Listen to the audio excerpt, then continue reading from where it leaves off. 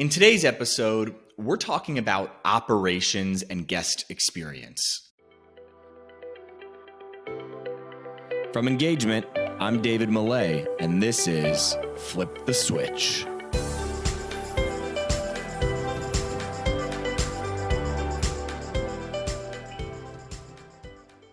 What's going on, everybody? Welcome back to another episode of Flip the Switch, where we sit down with leaders in customer experience and employee experience, and we try to figure out what are the trends that they're paying attention to? What are the experiments that they're running? What are the principles that have helped guide their success throughout their career? And then we apply all those insights to the worlds of sports and entertainment, hospitality, live events, service, your organization. Now, today we are sitting down with my friend, Vanessa Ward. And Vanessa is the Vice President of Event Services for the Phoenix Suns.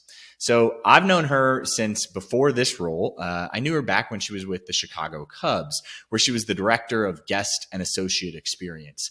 Before that, we've got a lot in common because she's one of many people that have Disney experience that are now in the sports space. We've had other guests on that are just like that, like my friend Cami Testa, who is out on the West Coast at SoFi Stadium.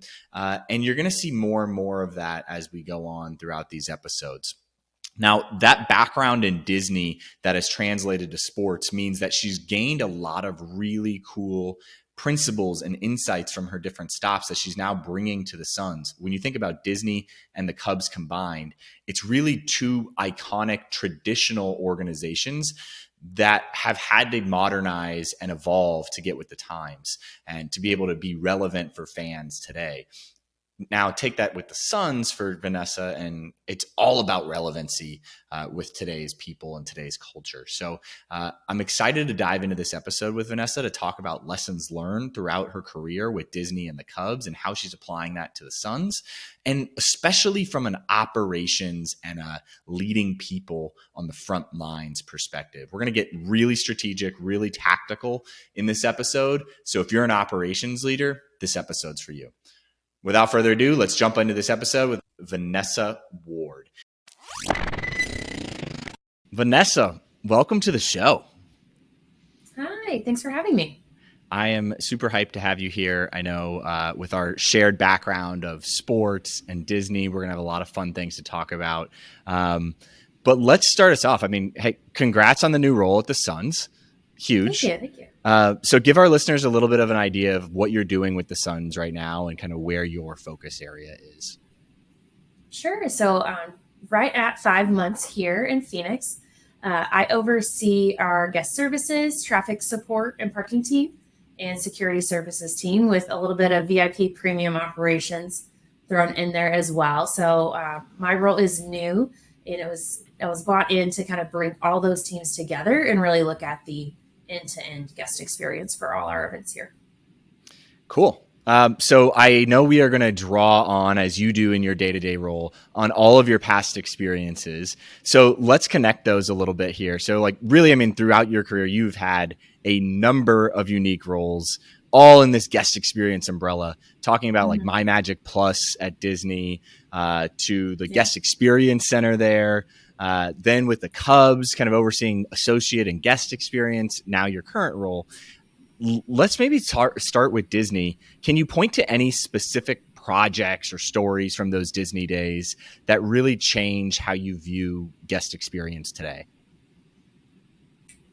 Yeah, there's probably a lot I could think back on, but I can speak to a few. And I think one that actually stands out is an instance where something didn't go quite as planned, but how we at Disney adapted and moved forward. So I think it was my first year there. I was still a temporary manager, so on temporary assignments, as a lot of people at Disney know the TA life.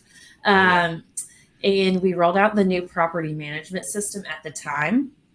It was a new in-house property management system in resorts. And it didn't go super smoothly. So they were rolling out a few resorts at a time. I was at a resort that was kind of on the end of that plan, but went to help at one, Port Orleans, Riverside, I think, who had launched in that first wave. And it was, I think, just a learning experience from like guest experience and leadership that I didn't have any more expertise or knowledge than the staff that were at that resort. You know, we are kind of all learning by doing. Um, and I looked around the lobby and realized, you know, there wasn't a lot of people out there to help. So it was just jumping in, getting on a desk, uh, telling the guests you're learning as you go too, and working through that. And we were just rebating what we could or giving service recovery, you know, using all those tools available. And that really stuck out to me in my mind of just, you know, sometimes you don't have to have all the answers, but it's the people who put themselves out there that are going to move ahead professionally and potentially make the difference on the guest experience side. Like the guest, even if they were frustrated that we couldn't tell them when their room was going to be ready at 7 o'clock at night, that at least you were trying, and they respected that. So I think it's kind of stuck with me. It's just a moment that clicked in my head. And then you mentioned the guest experience center. I think certainly that was a formative experience, and I think Brian Betts referenced that when you talked to him. Well, let's pause, Vanessa, before we go into that. Okay. I want to dig into the first story a little bit. Yeah. I mean, this is something I think about, that the story of when we opened Disneyland, when Walt did it back in the 50s, right? Where I think there were just rides breaking left and right. I mean, people were getting stuck in concrete because it had just gotten laid, right? Like the concrete wasn't completely fresh. But I remember that the saying that always got driven home with us was that people were really willing to forgive us because of those things, because of how nice people were. They said the rides weren't broken, the water fountains didn't work, the bathrooms were messed up, but we're going to come back again because of how we were treated. And so it seems similar that's how it was for you guys at Port Orleans. So I guess talk to us a little bit about some of the tactics or strategies that you guys use, because if you're a family of four and you've saved up for like 4 years to come down to Disney, you get there, your room's not ready, this magical experience that you've been waiting for is not there for you.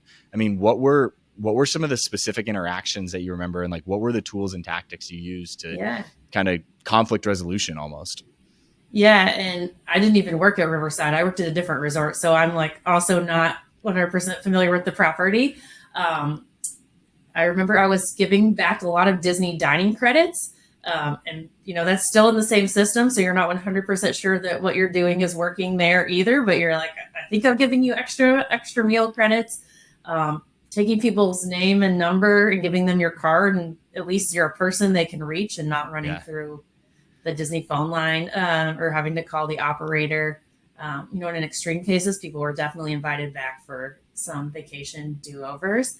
I think Disney has some of the best service recovery options. You know, they're just such a plethora of things you can do. So it was really running the gamut, but it was also just about like letting them vent to you and being empathetic and understanding. Like, we're not going to make excuses. Like, yes, we're really struggling with this new system, and you know, it's not your fault. You just happened to check on the day we did this, and so it's kind of that conversation and working through it. I think from a leadership perspective, it was just being there with the staff, and taking the brunt of that with them, like not leaving them out there to fend for themselves on the front desk.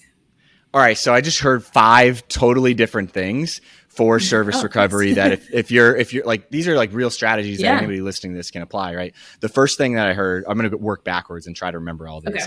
But like the first thing that I heard you say was like, as the leader, just being in the trenches with your staff. I see this too often with sports teams where like leaders are really disconnected from what's happening on the front lines, because I think they look at it as, hey, operations is doing their thing, I'm in fundraising or donor corporate partnerships, whatever, and you're kind of disconnected from that.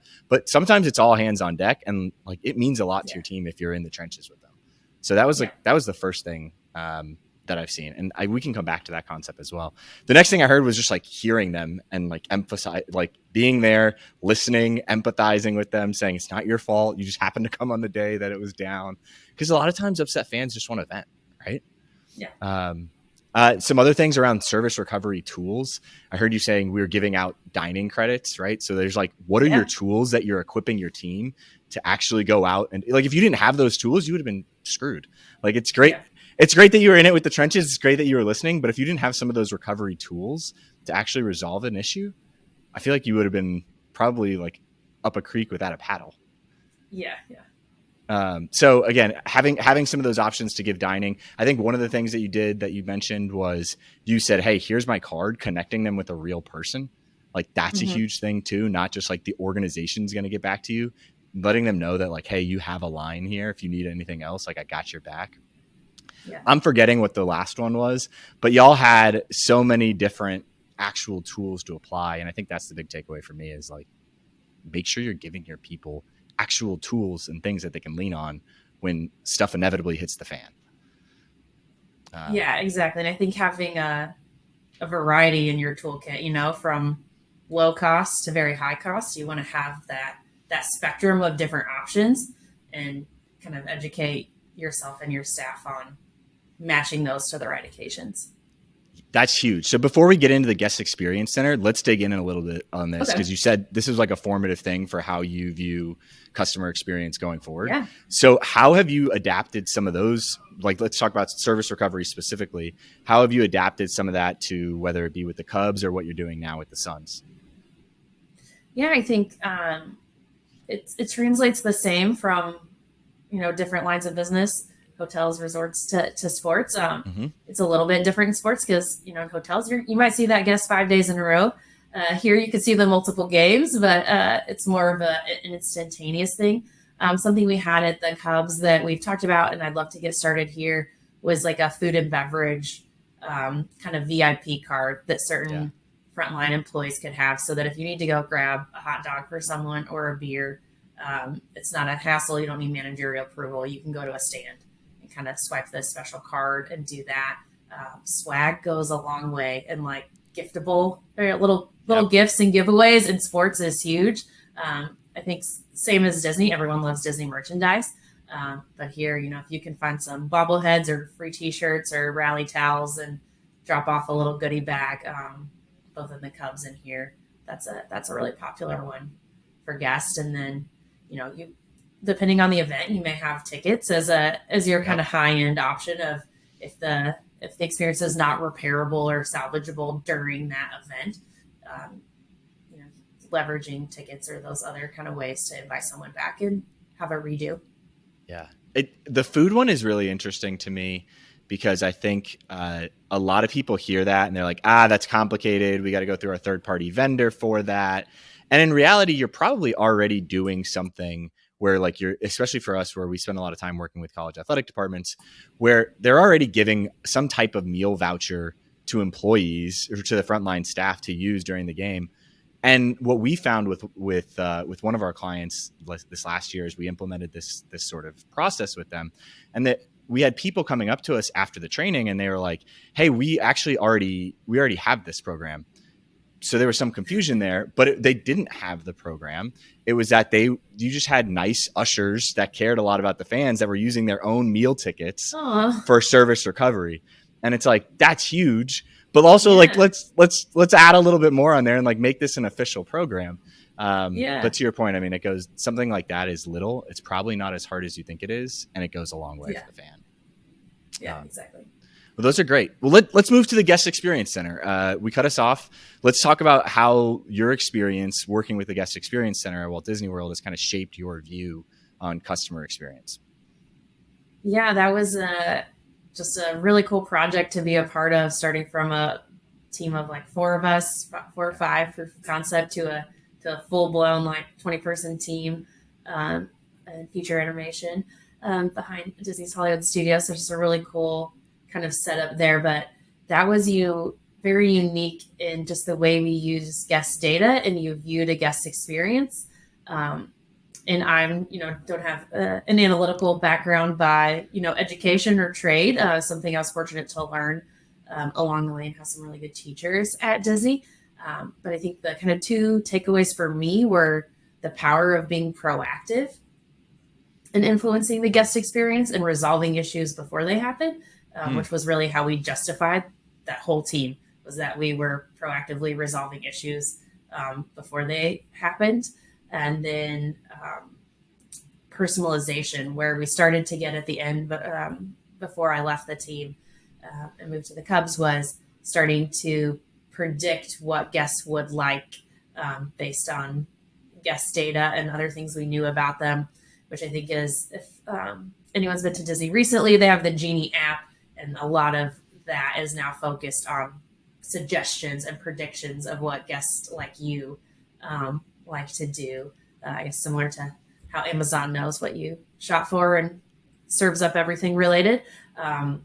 Those kind of two cool things of like the personalization piece and being proactive. Okay, let's dig into that a little bit deeper. But first, like kind of give us a bigger overarching idea of what the guest experience center was. I think if you've listened to this show for a long time and you've listened to Brian Betts come on, he talks a lot about it. But for people that haven't heard about the guest experience center, give us a better idea, 50,000 foot view of what the guest experience center was and is, or maybe when you left, what was it like? And I think it's morphed a few times since then, but at a high level, we were using data to solve or guest issues in real time, or when possible, proactively correct them before the guest even knew they had them. And backing that up a step is with the launch of My Magic Plus, guests had to create a profile and do everything through the My Magic Plus or My Disney Experience system, which gave us a lot of data and a lot of touch points, but it also gave the guest a lot of room to make errors or missteps when setting up their account that could derail their vacation. An easy example is people in their family that have two people with the same name. So if you have a kid and you also named him David Millay, and you linked your tickets wrong, when you got to the park, it would say like you're an adult trying to come in on a child's ticket, and vice versa. Makes sense. So, or you forgot that you created a profile and you create a whole new profile, and so then when you log in, some of your stuff lives in different places. So there's some of those things that our team could actually created a system that could kind of mine for all those issues and flag them in advance. And then the guest experience center team members, along with some teams at Disney Reservation Center, were going through and just proactively correcting those issues before the guest even knew they had them, so that when they got to the park, they got in A-okay. On the real-time solving issues was also in that same system, we could flag on certain conditions that alerted us that you probably had an issue. It was really cool technology that was all built in-house, but if your whole party got into the Magic Kingdom at 9 a.m., but we see that you didn't get into the Magic Kingdom until 9:45, it could be that you were late, but it also is indicative that you might have had a ticketing issue or some other delay, or your whole party misses their Mine Train Fast Pass, and we see they tried to go at the wrong time. You could alert on some of those errors, and then we were texting or calling the guest to say, hey, we think you might have had an issue. Is there anything we can help with? And understandably, they were pretty shocked and surprised that someone reached out to them proactively, without and we were able to quickly recover. Anything. Yeah. Go ahead. Yeah. Sometimes we could catch them when they were in line for guest relations, if we were quick enough on the text, and solve it right there on the spot. So just some really cool stuff.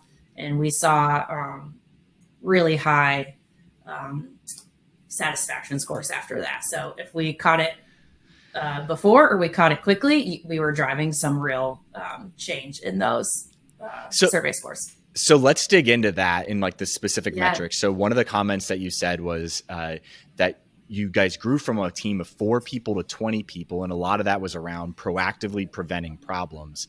I'd love to dig deeper. I mean, first of all, I'm just trying to imagine it and put myself in a guest's shoes. And if you were a fan and you were waiting in line for guest relations to go file a complaint and you hadn't even told anybody yet, and you got a call saying, hey, I see there's an issue, I would just be blown away. And that's why Disney's so next level. Their service isn't reactive, it's proactive. But let's talk about some of those specific metrics that y'all use to justify growing the team. We tracked Net Promoter Score, intent to return. Disney's big on tracking wins. So there's a question that's, did you have a win with a cast member, which is an above and beyond moment.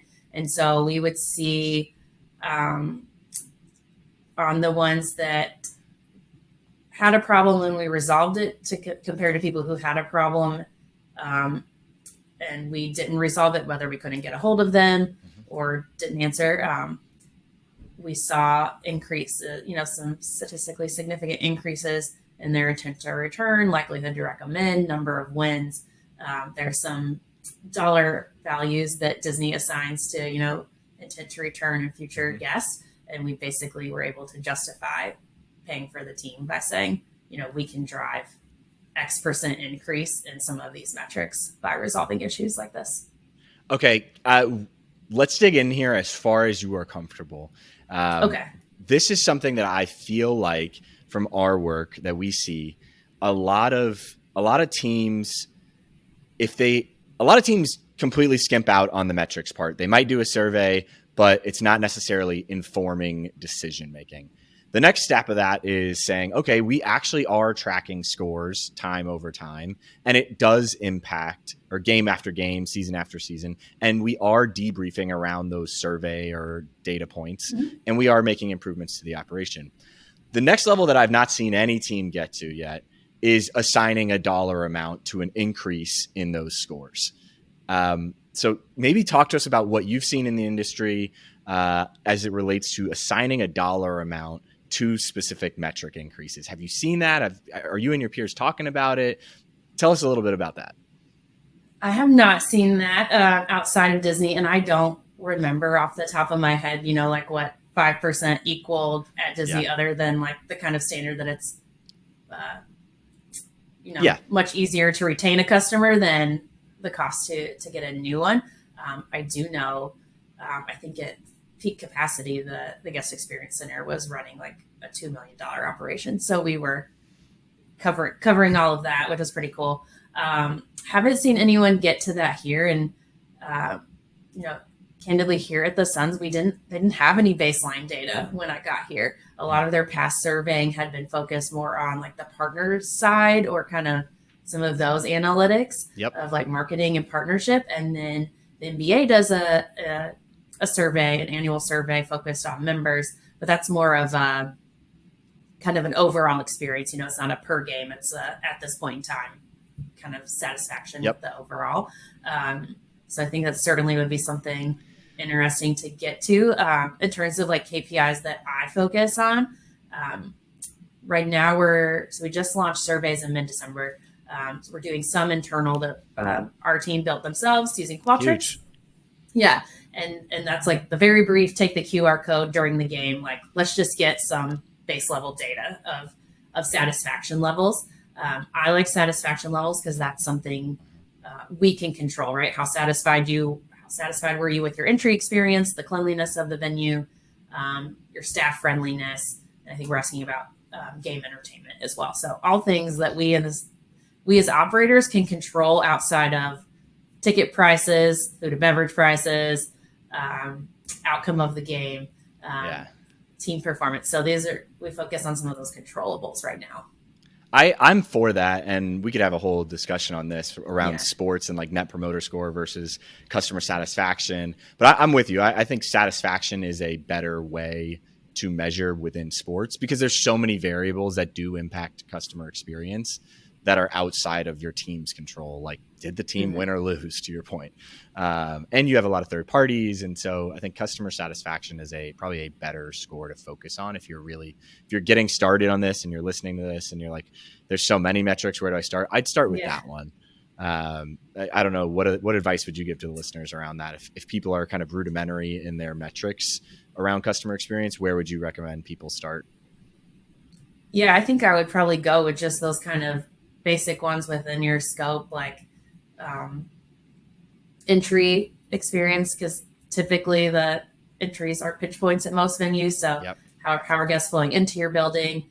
At the Cubs, we broke out staff like between guest services, security, I think parking, food and beverage. Right now, we just have one general one as we're kind of starting to gather data. So I think those are some of the easy ones. And then we do have one comment box. You can get a wide variety of responses, but I actually really like scanning the comments because you can quickly pick up on anything. When you read them enough, then you can see anything unusual that stands out or anything that's repetitive. So you kind of get that little pulse. And some are not going to be related to your survey whatsoever. but you can Yeah. start, if there's some that stand out to you, then you can be like, oh, let me take a little deeper look into this, or see if other guests are mentioning, this same issue. Yeah.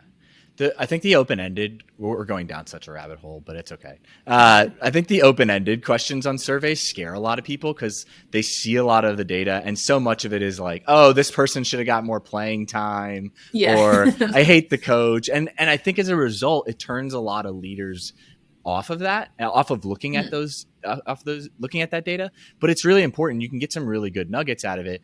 That's where, like, I think some of these new AI tools that are out there, I mean, realistically, you could probably copy all those open-ended responses, put them in an Excel sheet, and then export them to ChatGPT and say, hey, can you summarize this into the top 4 issues that you're seeing?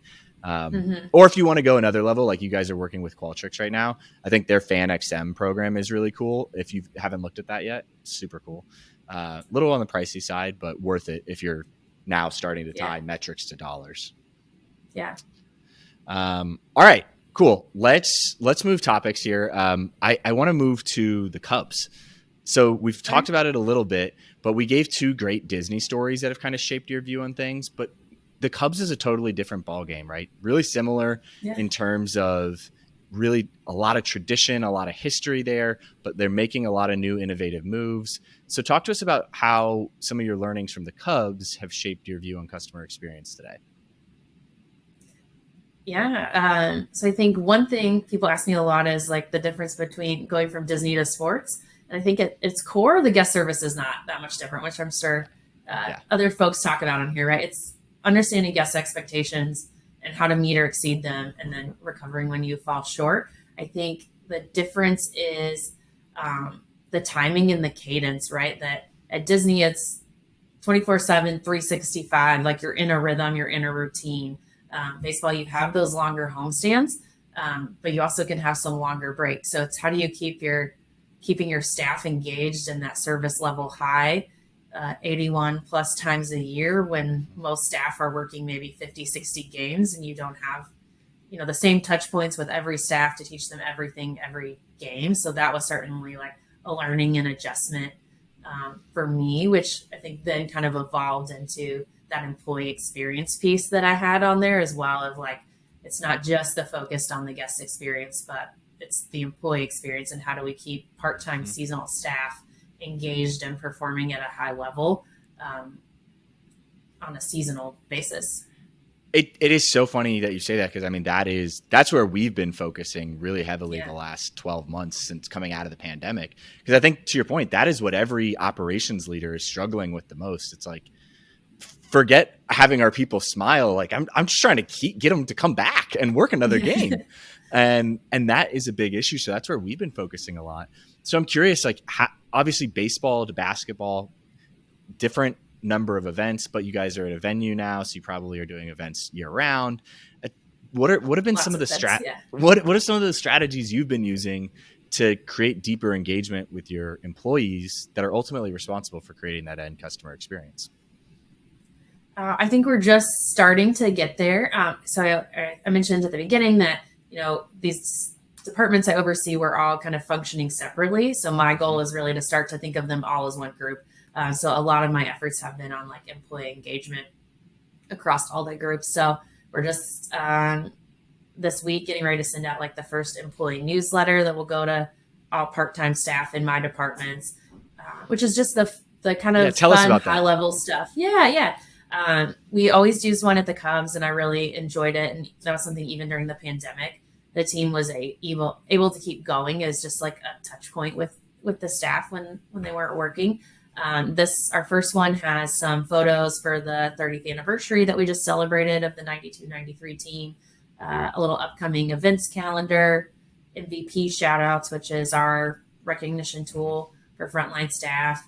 I think we did some job postings, like, hey, here's some part-time and full-time job postings that you might want to be aware of. So those are what we're just starting off of. It's just kind of fun engagement, connection type pieces. Moving along, I'd like to also see us focus on different key behaviors, or kind of if there's any service themes we want to work in there, guest feedback as we're gathering more survey feedback. I think those are all things we can work in there. We're trying something as simple as Wacky Shoe Wednesday this week. So Okay. we're on a pretty long stretch of home games. This is week 3, I think, um, of having quite a bit of home games. And in the NBA, as I quickly learned, like shoe culture is huge. So Yep. your sneaker culture is a really big deal. And so in the front office, that's a big part of people's game day attire. But the staff have to wear kind of the plain black basic shoes that match their uniform. So we're going to try something fun this Wednesday and let them wear their own shoes, and see how participation goes. And if, that's just something that we can do to kind of liven things up every now and then. So, yeah, I think those are some of the small things. And then I love that. Planning ahead for next year, I think would like to get ahead of that engagement calendar, and would encourage anyone who's thinking about that to work really closely with your people and culture HR team to kind of hand in hand. Like, they're not benefit eligible employees typically, but how can we provide them some benefits or, little fun perks. I love that. I want to hit one more thing on the newsletter, because I do think that is one of the really easy ways to create more employee engagement with whether it's your full-time people or with your part-time people. Mm-hmm. What platform are y'all using? How are you doing it? How are you from a tactic perspective, how are you making the newsletter? Great. Well, I have a lovely new intern who just started, and she put one together in Canva for me. Easy. Yeah. A free account. Yeah. Just log into Canva. At the Cubs, we were doing it in Word, but using like a more formal graphic that the graphics team had put together. Right. So kind of our Rally is the service program that we had at the Cubs. So it had like that logo and kind of the structure. And then we just went in there, Microsoft Word, and plugged in the different content each month. But and then do you pretty low lift once you get going. Do you print it out, and are you handing it out in person, or are you sending it to people's emails? Email attachment, and then we would usually print out a few copies, to keep by the break room or somewhere if people want to flip through it. It doesn't have to be hard. Like there's it when it comes to communication, like simple is better than complex. Clear is better than clever. And if you can just come up with something that's easy that you can repeat consistently, like that's going to win every time. Yeah. And I certainly recommend just having the same categories, like once you land on what you want your kind of topics to be, you just plug stuff into those different sections each month. And you can even rotate if different managers want to take a turn writing on it. It's a great, like I said, we have the intern helping, great project for an intern. But yeah, pretty easy to pull together. Yeah, we had so one of our clients, Notre Dame, did a really great job, and for years they've had this Usher newsletter, and we came in and refreshed it a little bit. And to your point, we added some of those standards, and what we did with it, that was a really cool thing that I'll toot our own horn, and Katie on our team drove a lot of this, where we would basically take a story from the game before that a great Usher did that reinforced one of our key values, and we would tell the story in the newsletter. So it wasn't like we're just cramming down our values down and our behaviors down employees' throats, but we were using that in a fun way to recognize someone and also subtly be like, but do more of this, guys. Everybody that's reading this, like, do this and you can end up in the newsletter next week. Go ahead. Exactly. I think that's how, your Disney rinse Southwest, like they're always cycling those stories that become almost like folklore that everyone knows about them. And it's telling people what they can do and what you expect without saying like, you should be more magical, Yeah. It's giving them the examples. We have like 15 key pillars that we say drive culture. And one of them is tribal lore. It's funny you said folklore, but it's like, what are those stories that you're consistently telling that reinforce your key behaviors that you're trying to drive with your employees? I love it. All right. One thing I'm really curious about as we think about where you are with the Suns and this multi-use arena that is hosting all kinds of different events, I want to talk about the guest experience standards. How do they differ from event to event? If you're just doing basketball games, it makes sense, right? Shoe culture is a big deal, but how does that show up for a concert? So are there differences between the way that y'all deliver guest experience from event to event? What are the differences? What are the similarities? I think we could probably get a little better at like tailoring some of our events. Overall, I think, some of the standards, expectations are the same. Certainly, based on the show, efficiency might be a little more of a priority than courtesy if it's just we need to get everyone in the building so the show can start. Some of those adjustments, but we're in a unique area with just a lot of variety of shows. We have a lot of Spanish-speaking shows, which was not something I had experienced before at the Cubs. But, I've been thinking more about how can we be more welcoming to Spanish-speaking guests and adapt to those shows and educate ourselves on bands we've never heard of, but they're very famous in Mexico, or Spanish-speaking guests. I think that's an interesting one. There's some easy ones we can adapt to, like Disney on Ice. Encourage the staff to wear Disney accessories. Talk to them about how you would talk to kids at Disney, calling them Prince and Princess. So there's some fun things. That's cool. You can do there, but I certainly think just with the volume of non-game events that we're having here, that's something we can continue to refine. To that point, I mean, with the volume that you have, it would be tough to just completely differ it. Like at Disney, I mean, you're serving more or less the same show. You're serving it up to the same audience, more or less, week in, week out, day in, day out. But this is totally different. Like, I mean, I'm going to dig in a little bit deeper here. Like, how are you guys communicating different tasks for the upcoming Super Bowl Music Fest? Like, that's totally different than an NBA game. So from a task perspective, how do you communicate those different tasks that they're going to have?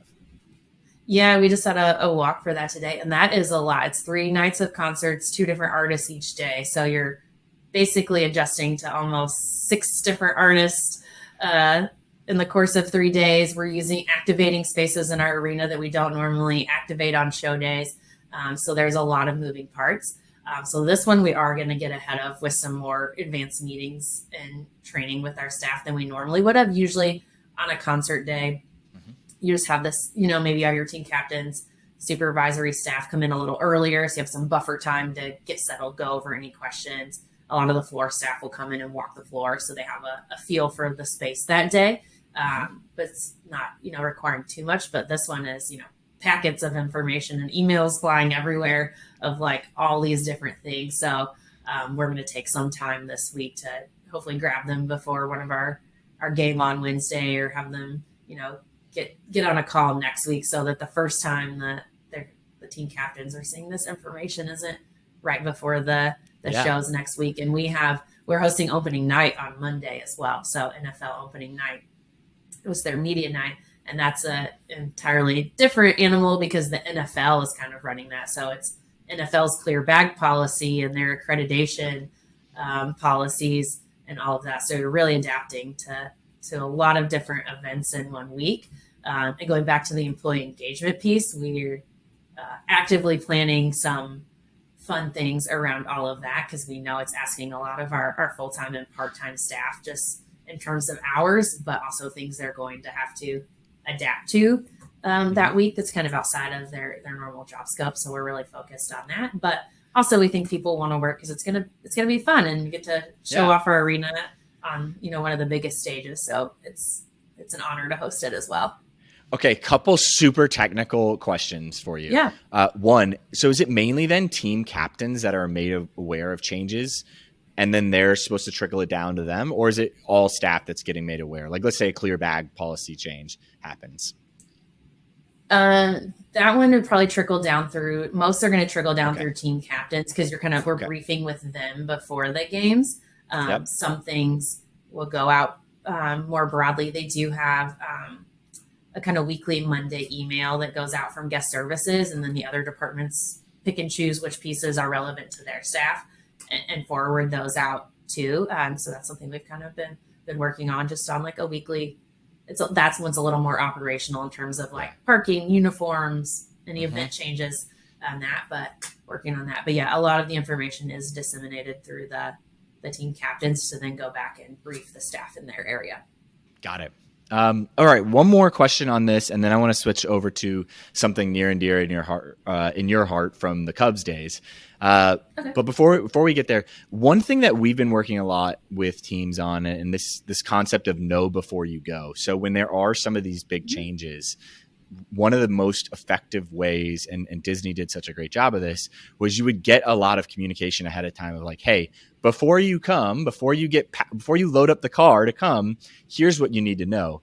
In order for that to happen, the operations team's got to be working hand in hand with the marketing team. And the marketing team's got to know it's not just about sales. Part of that is how well are we prepping our fans to have a great experience. So talk to us a little bit about, I know there's been some changes with the Suns as to how you guys are communicating. So talk to us about what that communication looks like, and maybe like some great examples from your history of how operations have communicated well with marketing. Yeah, I think today was a good example. We had our kind of concert walkthrough, and some of the marketing folks were on that walkthrough.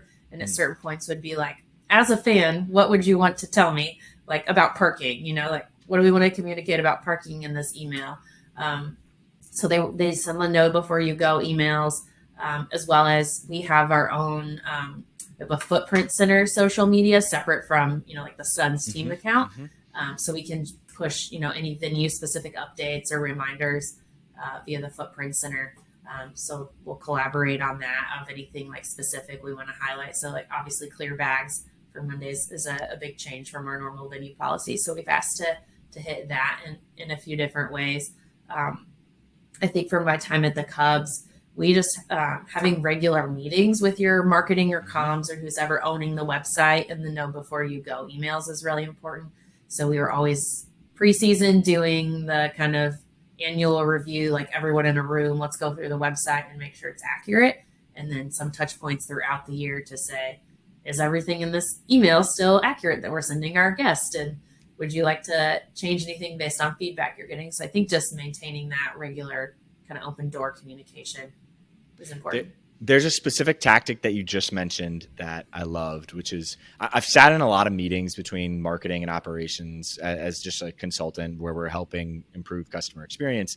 And I feel like a lot of times it's just updates, like marketing updates the operations team, operations team updates the marketing team. But to your point around what happened today, your marketing team asked a specific question, which was, if I were a fan, what would you want to tell me about XYZ? And they're asking that so they can go communicate that out. So if you're in marketing, that is a question that you should be asking your operations team before every new type of event. As a fan operations team, what should I know? What do I need to know before coming? I love that. It's a great way of framing it. Yeah, I thought so as well. Because I think oftentimes, because we're used to the information as operators, it makes sense to us. Yeah.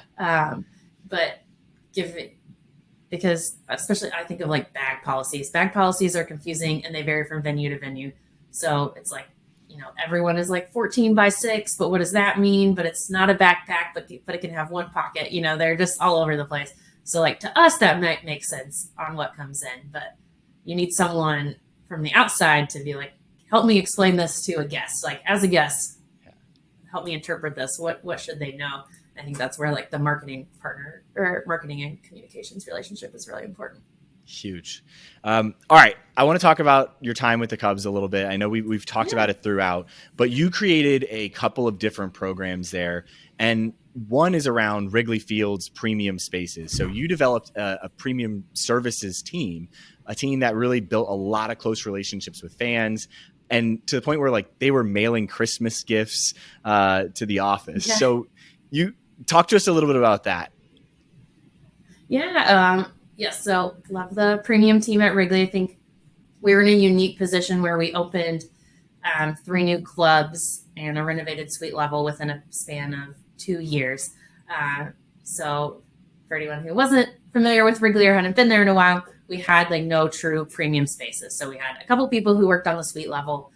They had, I think, slightly different uniforms and maybe, a little bit elevated responsibilities, but nothing too different from the rest of our staff. So when we were opening these new clubs, we knew like they required a heightened level of service. We really wanted consistent, dedicated staff who could build those relationships with the clients and season ticket members every day. And so we did a combination of internal and external hiring, and really looking for people that could, one, work more than the minimum number of games that everyone else could, just from that consistency piece. So love that. Can you commit to a little bit higher attendance than everyone else? so that we can try to keep people in the same places as much as possible. And then when I'm generally hiring for frontline staff, it's no experience is needed, right? We're hiring a lot of people's first time job, 16 years old, all different ages. But usually you're looking for someone who's friendly, outgoing, has an interest in being in your venue, kind of the basics. For the premium team, we were looking for customer service experience, and whether that was, Starbucks, retail, restaurants, just already had that kind of customer service experience and knew how to build those one-on-one relationships, a little bit more refined level of service, taking ownership. I don't know that was something that we necessarily looked for immediately, but a lot of the staff that came in took a lot of pride and ownership in those spaces. So I think as we evolved, that was something that kind of look for who's going to own that position and want to stay in it and work a lot of games and make the space better and improve it. And then someone who, even though these are, sometimes high wealth individuals or your VIP celebrities might be coming through there, someone who can treat everyone equally and not be thrown off by the fan aspect of it a little bit. You want someone with discretion and poise and who's not intimidated by different people coming through their spaces. Yeah, that makes a ton of sense. And again, to your point around them building that one-on-one relationship, like to give people more context of like the type of stuff. I mean, you had like an accessibility team that was picking fans up at the gates, like an airport service almost, getting them to their seats. I mean, so your premium people were really, you had different levels of people that were on the team that were really engaging in different ways, and you had to hire accordingly. I love that. Maybe I guess talk to us a little bit about the accessibility team. Is that how different was that from the premium team in terms of the way you recruited? Yeah, I think that one is a good comparison because it was all internal. So premium team was anyone internal was given the chance to apply and move over, but with the understanding they'd only work in the premium spaces and have to kind of meet those higher minimums. But we would hire external. The accessibility team already sort of loosely existed when I first got there. There were some consistent people who worked in the ADA seating sections or helped with the wheelchair runs. But we formalized it my second season there. And it really took off after that, so much so that there was like a waiting list of internal staff who wanted to move on to the accessibility team and learn how to do the wheelchair escorts and work some of those seating sections. Which is just awesome, and I think a testament to the accessibility supervisor in the team there.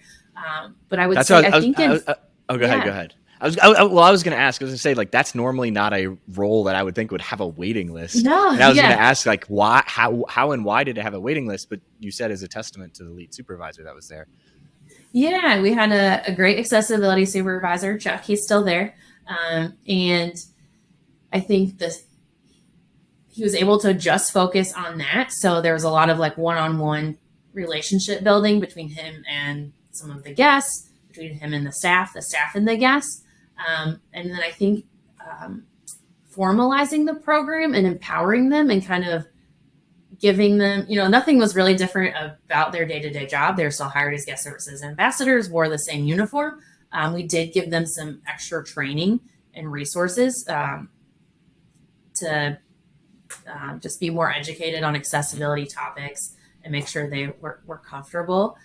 But once we formalized it, it really seemed to like grow and kind of have its own internal brand. And the staff took a lot of pride in what they did. And we got tons of positive comments. Like that was probably my most popular type of feedback was positive comments for the ADA team. So I think that then just reinforced, kind of like self-reinforced that the staff had pride. They kept giving positive feedback. More people wanted to join in, and it was a really positive circle.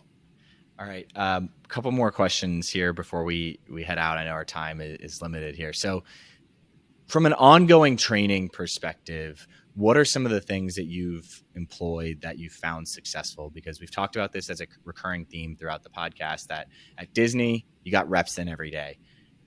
At a baseball team or at a ballpark or an arena, it's very different.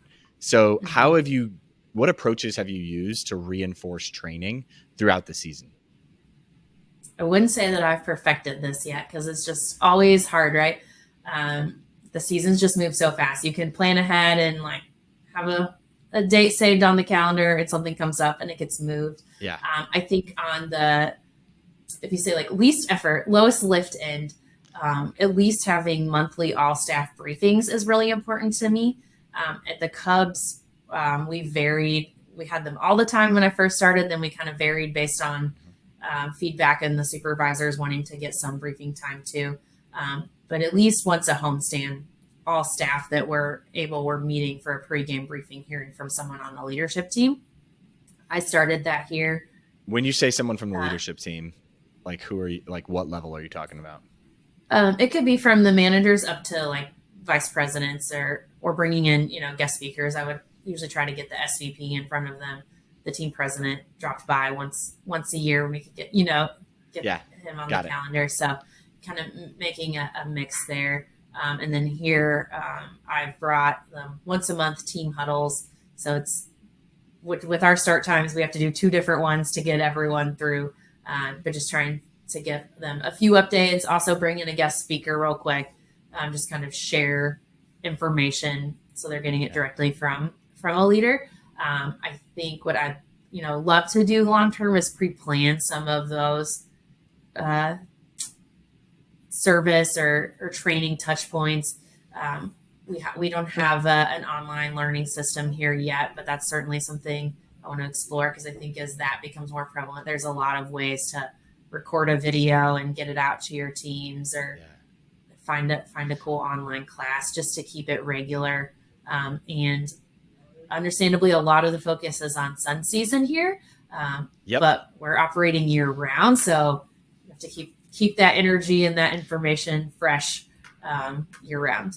We had a great conversation. I don't know if you know her, Vanessa Hoffman, over at the Blue Jays. Anyway, we had a great conversation with her a couple weeks ago, and she was telling us she's like hyper focused on this one topic. So we might do like a mini episode with her where she's just building online trainings constantly for the teams. And I'm like, you guys are on another level right now from a lot of other teams that are doing a really good job as is. But to your point, I mean, nobody's got it down perfect, right? All right, we're wrapping up here. What final advice would you give to our listeners? Think about it as yourself 2 years ago, 3 years ago. What final pieces of advice would you give to our listeners to ultimately get better at delivering employee experience? I think I would just say go for your ideas, test things out. I think sometimes we tend to wait for an idea to be proven, or you wait till you read a cool article about what another team is doing. But I would encourage people, if you have an idea, don't assume just because no one's doing it that it's a bad idea. Maybe they just haven't thought of it, or most likely they didn't have the time to execute it. But certainly, think outside the box and test out your ideas. I think none of us are in this traditional sports kind of world anymore. We're entertainment venues. A lot of places have external entertainment areas around their venue. So I think that would be one of my pieces of advice. And then just continuing to focus on the employee experience and making sure that that's super strong so that you can build your guest service experience off that. This has been so much fun, Vanessa. I really appreciate you coming on the show, spending time with us, letting us really dive deep into the way you approach delivering a great, incredible fan experience. Where can people reach you? Where can people follow along your journey if they want to get in touch with you, ask you questions? Yeah, I try to be active on LinkedIn, hit or miss depending on how busy I am here, but I will get on there and check messages. Also, anyone's free to email me. It's just vward@suns.com. So pretty easy to reach out there, and always happy to connect with folks in the sports industry. Fantastic. Well, Vanessa, it's been great having you on the show. To everybody listening, thanks so much for tuning in, and we'll see you all next time. Thank you. Thanks, David. See you. Hey guys, before you head out, just wanted to say thank you so much for listening to the show. If you enjoyed it, head over to iTunes to subscribe, rate, and leave a review. That helps more of your peers find the show as they search for ways to get better in their own roles. But this podcast is just a small part of what we do at Engagement. In our normal day in the office, we're crazy focused on helping athletic departments and sports and entertainment companies generate more revenue by becoming more customer-centric. To see how we might be able to help your organization, visit engagementpartners.com to learn more. Download a free guide, check out our blogs and case studies, or schedule a call with us if you want to see how we can help with your particular objectives. Our goal is to help you create deeper connections with fans and generate more revenue. So when you're with us, hopefully you find a nugget or two that helps your cause.